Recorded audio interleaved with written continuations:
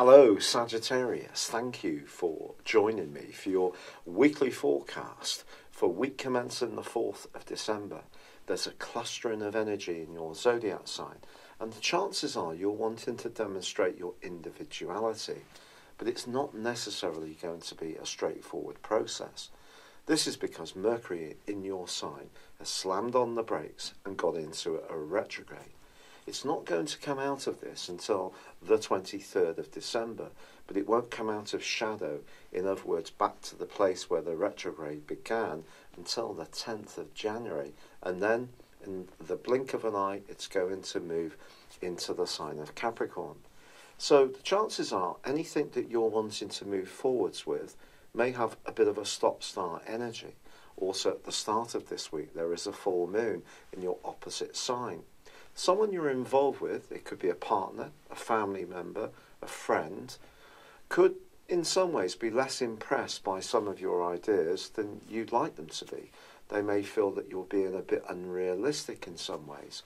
And this is because Neptune, the planet of dreams, is squaring up to both the full moon and of course the sun. The best way to deal with this is take things back to a factual level, because this combination between this tricky full moon and the fact that the sun is going to be squaring up to Neptune through to Wednesday suggests that over the next couple of weeks, communication is going to be at a premium, and there can be lots of misunderstandings.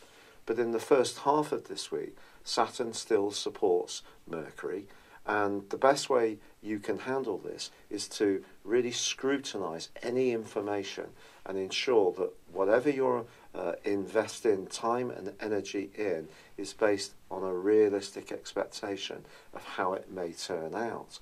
But this can be as equally true as your love life as any other area of your situation, because Venus in your sign also squares up with Neptune in the second half of this week.